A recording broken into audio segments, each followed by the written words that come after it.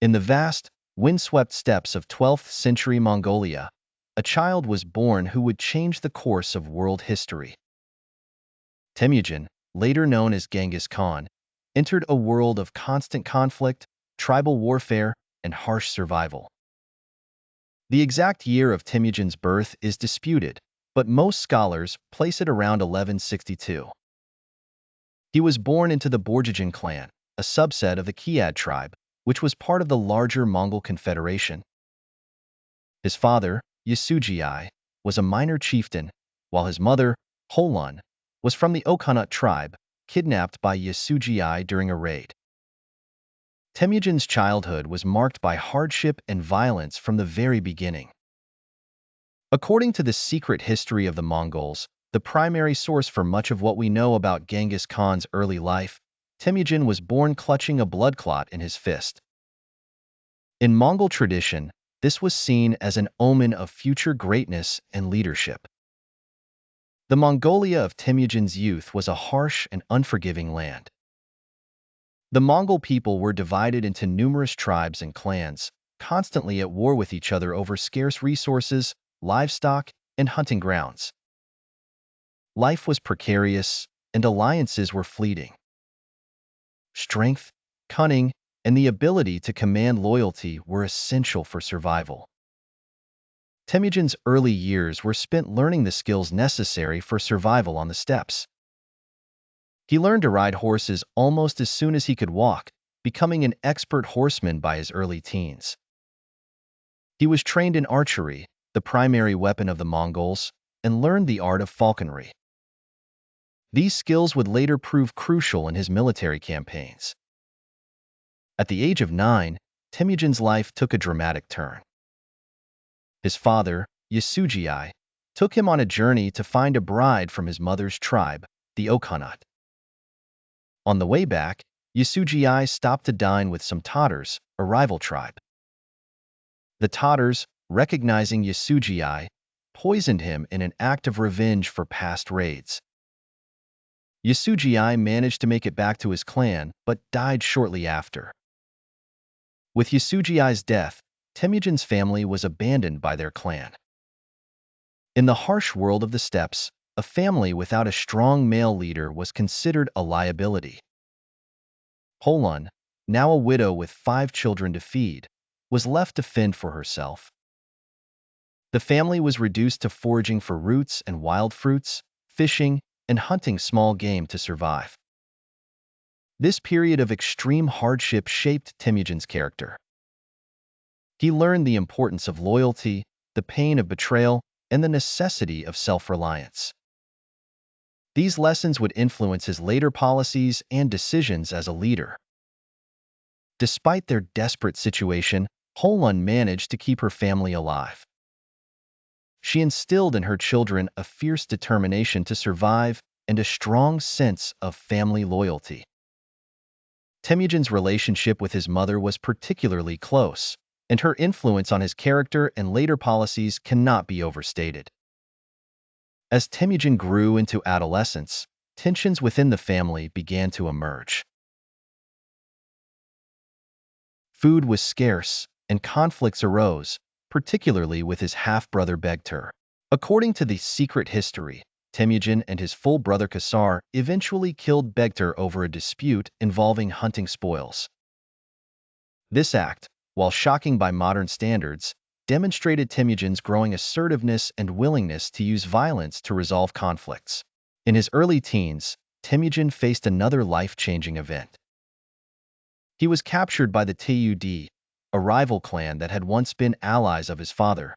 Temujin was enslaved and forced to wear a wooden collar.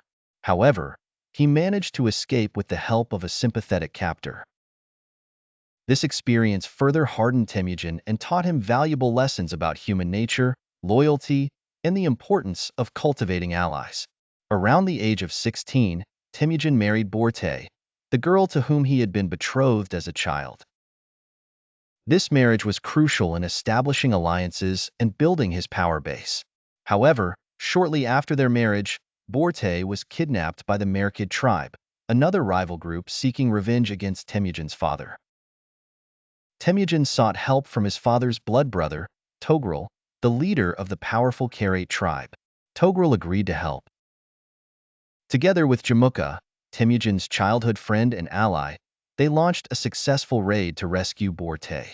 This kidnapping marked a turning point in Temujin's life. This incident had several important consequences. It cemented Temujin's alliance with Togrul, who became a mentor and supporter. It also demonstrated Temujin's ability to form alliances and lead men in battle. Furthermore, it highlighted the importance of personal loyalty and revenge in Mongol culture, themes that would recur throughout Temujin's life. As Temujin entered his 20s, he began to attract followers. His reputation for loyalty, his skill in battle, and his charisma drew people to him. He was known for his generosity to his followers and his ruthlessness to his enemies. He also began to implement policies that would later become hallmarks of his rule, such as meritocracy and religious tolerance. Temujin's rise to power was not without setbacks. His friendship with Jamukha eventually turned to rivalry and then open warfare. The two fought a series of battles, with Temujin gradually gaining the upper hand. Temujin's victory over Jamukha was due not just to military skill, but also to his ability to attract and retain followers. Many of Jamukha's men defected to Temujin, drawn by his reputation for fairness and his policy of sharing spoils equally among his followers. By 1206, Temujin had defeated his major rivals and united the Mongol tribes under his leadership. At a great assembly, or Kurultai, he was proclaimed Genghis Khan, which is often translated as universal ruler or oceanic leader. This marked the beginning of the Mongol Empire and the transformation of Temujin into one of history's most consequential figures. The story of Temujin's rise from a desperate, outcast child to the leader of a united Mongol nation is one of the most remarkable in history. It involved not just military skill and political acumen, but also the ability to inspire loyalty, to learn from setbacks, and to adapt to changing circumstances. These qualities, forged in the harsh crucible of his early life, would serve Genghis Khan well as he embarked on his career of world conquest. The transformation of Temujin into Genghis Khan, the supreme leader of all Mongols, was a process marked by political maneuvering, military conquests, and innovative leadership. This period, spanning roughly from the late 1180s to 1206, saw Temujin evolve from a minor tribal leader to the unifier of the Mongol nation. Temujin's rise began with his ability to form crucial alliances. His relationship with Togrul, the Khan of the Karaite tribe, was particularly significant. Togrul had been a sworn brother, Anda, of Temujin's father, Yasugei. Invoking this relationship, Temujin sought Togrul's support in rescuing his wife Borte from the Merkids. This successful campaign not only retrieved Borte but also cemented Temujin's alliance with Togrul, who became a mentor figure and powerful ally. Another key figure in Temujin's early rise was Jamukha, his childhood friend and blood brother. Together, Temujin and Jamukha led successful campaigns against the Merkids and other tribes. However, this alliance was not destined to last. The growing power and differing leadership styles of the two men led to a rift that would eventually split the Mongol world. The break between Temujin and Jamukha came around 1201. The exact reasons are debated, but it likely stemmed from a combination of personal rivalry and differing visions for the future of the Mongol people. Jamukha represented the old tribal system, while Temujin was beginning to implement new ideas that would revolutionize Mongol society. This split led to a series of wars between the two former friends. In the initial conflicts, Jamukha often had the upper hand. He was proclaimed Gur Khan, universal ruler, by a coalition of tribes, a title that Temujin would later echo with his own proclamation as Genghis Khan. Despite early setbacks, Temujin's support continued to grow. His leadership style was markedly different from traditional Mongol norms. He promoted people based on merit rather than family connections, a revolutionary concept in a society deeply rooted in clan loyalties. This meritocracy allowed talented individuals from lower social ranks to rise to positions of power, fostering loyalty and attracting capable followers. Temujin also implemented policies that promoted unity and discipline among his followers. He organized his forces into units based on the decimal system, groups of 10, 100, 1,000, and 10,000, a structure that provided clear chains of command and facilitated rapid mobilization. This military organization would later prove crucial in his conquests. Furthermore, Temujin was known for his loyalty to his followers and his generosity in sharing spoils of war. This contrasted with the traditional practice of aristocratic leaders keeping the lion's share for themselves. Temujin's approach ensured that all his followers, regardless of rank, had a stake in the success of the group. Between 1203 and 1205, Temujin embarked on a series of campaigns against his major rivals. He first turned against his former mentor, Togrul of the Karates. The relationship had soured due to Togrul's perceived betrayal and alignment with Jamukha. In a decisive battle, Temujin defeated the Karate forces, incorporating many of them into his own army. Next, he targeted the Nayman tribe, one of the most powerful in Mongolia. The Naymans had given refuge to Jamukha, making them a threat to Temujin's growing power. In a fierce battle in 1204, Temujin's forces decisively defeated the Naymans. This victory was significant not only militarily but also culturally, as the Naymans had a more sophisticated administrative system which Temujin would later adopt and adapt for his growing empire. The Merkids, long-standing enemies of Temujin, were the next to fall. Their defeat in 1205 marked the elimination of the last major tribal opposition to Temujin's rule. Throughout these campaigns, Jamukha remained at large, but his support gradually dwindled.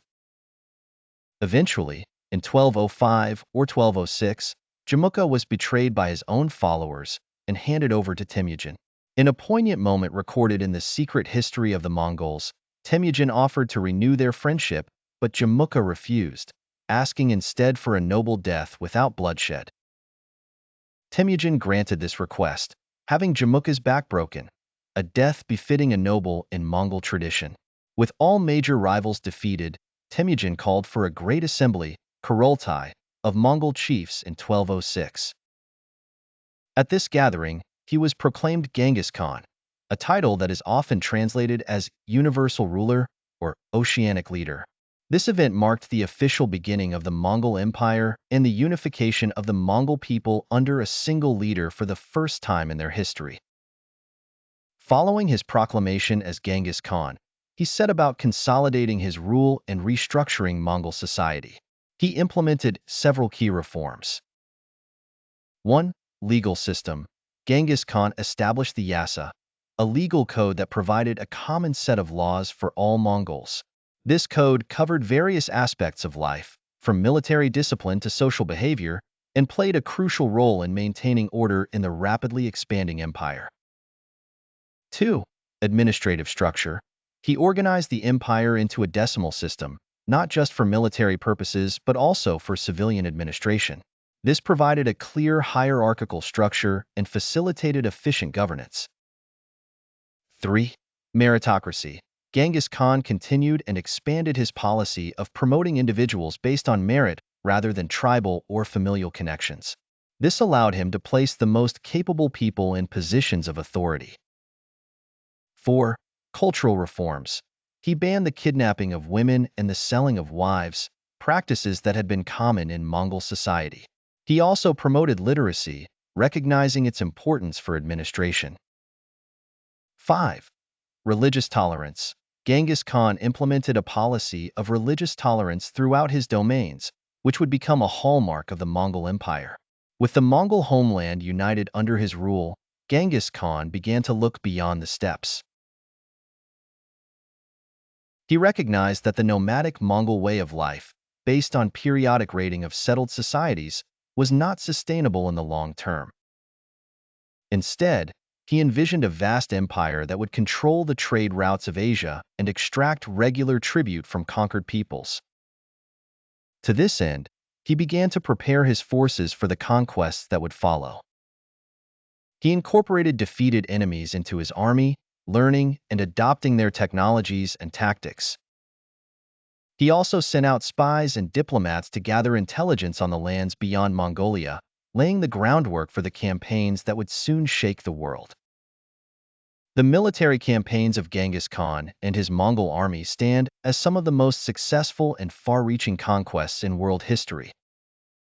The strategies, tactics, and innovations employed under Genghis Khan's leadership not only revolutionized warfare but also paved the way for the rapid expansion of the Mongol Empire, forever changing the geopolitical landscape of Eurasia.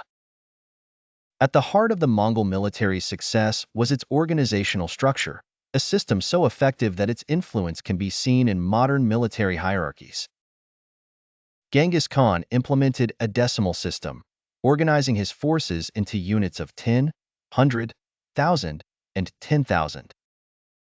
This structure provided clear chains of command and allowed for rapid mobilization and deployment of troops. More than just a military organization, this system became the backbone of Mongol society, extending into civilian life and administration. The true strength of this system lay in its flexibility and its ability to integrate conquered peoples. As the empire expanded, Genghis Khan incorporated soldiers from defeated armies into his forces. He often broke up traditional tribal or ethnic units, reassigning warriors to ensure their loyalty lay with the Mongol leadership rather than with former allegiances. This practice not only swelled the ranks of the Mongol army but also diffused potential resistance and fostered a sense of unity within the diverse empire. The backbone of the Mongol army was its cavalry, a force so effective that it would dominate the battlefields of Asia and Eastern Europe for decades. Mongol warriors were expert horsemen, their skills honed from childhood in the harsh steppes of Central Asia. Each soldier typically maintained a string of 3 to 5 horses, a practice that allowed for unprecedented mobility. This mobility was not just tactical but strategic, enabling the Mongols to cover vast distances quickly, often catching their enemies off guard. The Mongol cavalry was a versatile force, divided into light and heavy units. The light cavalry, armed primarily with bows and arrows, excelled in scouting, skirmishing, and executing complex maneuvers on the battlefield. Their ability to shoot accurately while riding at full gallop was a skill that terrified their enemies and tilted many battles in the Mongols' favor. The heavy cavalry, equipped with lances, swords, and heavier armor, provided the shock troops necessary for breaking enemy lines and delivering decisive charges. The composite bow used by the Mongols was a technological marvel of its time. Constructed from a combination of wood, horn, and sinew, it possessed tremendous power and range. In the hands of skilled Mongol archers, these bows could penetrate armor at distances of up to 200 yards, a capability that gave the Mongols a significant advantage over their opponents. But the Mongols were not limited to bows. Their arsenal included a variety of weapons such as lances, sabers, maces, and lassos. Moreover, they showed a remarkable ability to adopt and adapt weapons and siege engines from the cultures they encountered, quickly incorporating new technologies into their military repertoire. Genghis Khan and his generals employed a wide range of sophisticated tactics that often left their enemies bewildered and defeated. Perhaps the most famous of these was the feigned retreat. In this tactic, the Mongols would pretend to be defeated and retreat, luring the enemy into breaking formation to give chase. Once the enemy was disorganized and overextended, the Mongols would wheel around and attack, often with devastating results. This tactic played on the overconfidence of their opponents and demonstrated the discipline and coordination of the Mongol forces. Another favored tactic was encirclement. The Mongols excelled at maneuvering to surround enemy forces, a tactic known as the nurge or standard sweep. This often involved complex, coordinated movements of multiple units, showcasing the Mongols' ability to execute sophisticated battle plans across vast distances. Genghis Khan also understood the power of psychological warfare. The Mongols often used terror as a weapon, deliberately spreading stories of their brutality to encourage enemies to surrender without a fight. Cities that resisted were often made examples of, while those that submitted peacefully were spared. This carrot-and-stick approach proved highly effective in facilitating the rapid expansion of the Mongol Empire. Intelligence gathering was another crucial aspect of Mongol military strategy. Before invading a new territory, Genghis Khan would send spies and diplomats to gather information about the political situation, military capabilities, and geography of the target area. This emphasis on reconnaissance allowed the Mongols to plan their campaigns meticulously and exploit any weaknesses in their enemies' defenses. Logistically, the Mongol army was a marvel of efficiency. Soldiers were trained to live off the land, and the army traveled with large herds of horses and livestock for food. This self-sufficiency allowed them to move quickly without being tied to slow-moving supply lines, a significant advantage over their more conventionally organized opponents. Initially, the Mongols struggled with siege warfare, as their nomadic lifestyle had not prepared them for taking fortified cities. However, they quickly adapted, often employing engineers from conquered territories to build and operate siege engines. They became adept at cutting off supplies to besieged cities and using psychological warfare to induce surrender. This ability to learn and adapt was a hallmark of Genghis Khan's leadership and a key factor in the Mongol success. Genghis Khan's conquest began in earnest after the unification of Mongolia in 1206. One of his first major campaigns was against the Western Xia Empire, also known as the Tangut Empire, in northwestern China. This campaign, which began in 1209 and continued intermittently until 1227, was one of the longest of Genghis Khan's wars, spanning nearly his entire reign. The Tanguts, with their fortified cities and unfamiliar terrain, posed a significant challenge to the Mongols. However, this campaign also provided valuable experience in siege warfare and operations in varied landscapes. Concurrent with the Western Xia campaign, Genghis Khan launched a war against the Jin dynasty in northern China in 1211. This conflict with the Jurchen-led Jian dynasty was a protracted affair that began under Genghis Khan and was completed by his successors. The war against the Jin exposed the Mongols to more advanced Chinese military technology and administrative systems, many of which they would later adopt and adapt. Perhaps the most dramatic of Genghis Khan's campaigns was the invasion of the Khwarezmian Empire in Central Asia, which began in 1219. This campaign was sparked by the murder of Mongol diplomats and traders, an affront that Genghis Khan could not ignore. The resulting war saw the complete destruction of the Khwarezmian Empire and the Mongol conquest of much of Central Asia. Cities like Bokhara and Samarkand, centers of Islamic culture and learning, fell to the Mongol onslaught. The speed and totality of the Mongol victory in this campaign sent shockwaves throughout the Islamic world and beyond. As part of the Khwarezmian campaign, Genghis Khan dispatched a force of 20,000 men under the command of his generals Jebe and Subutai on a reconnaissance mission into the Caucasus and Eastern Europe. This expedition, which lasted from 1221 to 1223, demonstrated the Mongols' ability to conduct long-range warfare and reconnaissance. The force defeated Georgian and Cuman armies and even clashed with Kievan Rus forces at the Battle of the Kalka River. This expedition provided valuable intelligence for future Mongol campaigns in the West. The conquests under Genghis Khan had far-reaching consequences. They led to the creation of the largest contiguous land empire in history, covering approximately 24 million square kilometers at its height. This vast empire facilitated the exchange of goods, technologies, and ideas across Eurasia on an unprecedented scale, a phenomenon often referred to as the Pax Mongolica or Mongol Peace. However, the human cost of these conquests was immense.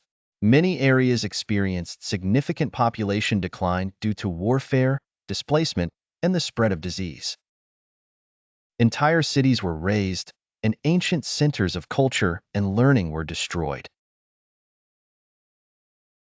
The Mongol conquests reshaped the political landscape of Eurasia, destroying some empires and radically altering others. As the dust settled on the ruins of the once mighty Khwarezmian Empire, Genghis Khan turned his gaze towards new horizons. The Mongol war machine, now at the height of its power, seemed unstoppable. Yet, even as the empire expanded, the great Khan was acutely aware of the challenges of governing such a vast and diverse realm. In the years following the Khwarezmian campaign, Genghis Khan focused on consolidating his rule and establishing a system of governance that could outlast him. He implemented the Yasa, a comprehensive legal code that provided a common set of laws for all subjects of the empire. This code emphasized meritocracy, religious tolerance, and loyalty to the state, principles that were revolutionary for their time. The Khan also established an elaborate system of communication across his vast empire. The Yam, a network of postal stations, allowed for rapid transmission of information and orders.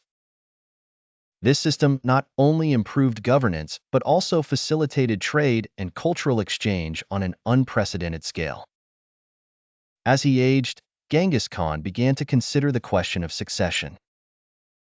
Unlike many rulers of his time, he did not automatically favor his eldest son. Instead, he carefully evaluated the abilities of each of his sons, ultimately choosing his third son, Ogdi, as his heir.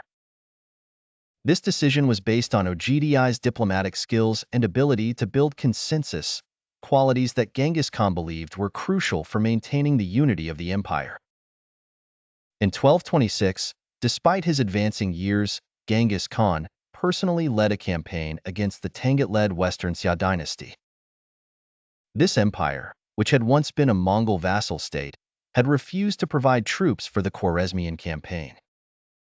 The great Khan viewed this as an unforgivable act of disloyalty.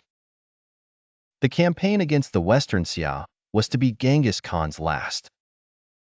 In August 1227, while the Mongol armies were laying siege to the Tangut capital, the great Khan fell ill. The exact nature of his illness remains a mystery, with sources variously attributing it to a fall from his horse, an arrow wound, or a fever. As he lay dying, Genghis Khan gave his final orders to his sons and generals. He instructed them to complete the conquest of the Western Xia and to continue the expansion of the empire. He also stressed the importance of maintaining unity among the Mongol people. On August 18, 1227, Genghis Khan, the man who had built the largest contiguous land empire in history, breathed his last. In accordance with Mongol tradition, his body was returned to his homeland in Mongolia for burial. The exact location of his tomb remains unknown to this day, becoming one of history's enduring mysteries. The death of Genghis Khan marked the end of an era, but it was far from the end of the Mongol Empire. The systems he had put in place and the leaders he had trained ensured that the empire would continue to expand under his successors. His son Ogdi would push the boundaries of the empire even further, while his grandson Kublai would go on to conquer China and establish the Yuan dynasty. The legacy of Genghis Khan extends far beyond the borders of the lands he conquered. His military innovations revolutionized warfare, while his administrative reforms provided a model for governing vast, diverse empires. The Pax Mongolica, the period of relative peace and stability that followed the initial Mongol conquests, facilitated trade and cultural exchange on an unprecedented scale. Yet, the legacy of Genghis Khan is not without controversy. The brutality of the Mongol conquests resulted in immense suffering and loss of life. Entire civilizations were wiped out, and the demographic impact of the Mongol invasions can still be detected in genetic studies today. At the same time, the empire Genghis Khan built played a crucial role in connecting East and West. Ideas, technologies, and goods flowed across Eurasia as never before. The Mongol Empire served as a conduit for the exchange of everything from gunpowder to printing, from astronomy to cuisine. In Mongolia today, Genghis Khan is revered as a national hero and a symbol of unity. His image adorns everything from vodka bottles to the national airport. Yet, this reverence is not universal. In many parts of the world, particularly in regions that suffered under Mongol invasions, his name is still associated with destruction and cruelty. In our world today, we are left with a complex picture of a man who quite literally changed the world.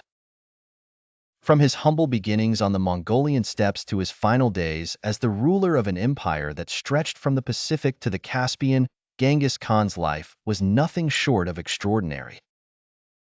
His story is one of ambition, brilliance, and brutality. It is a tale of a man who rose from obscurity to reshape the political and cultural landscape of Eurasia.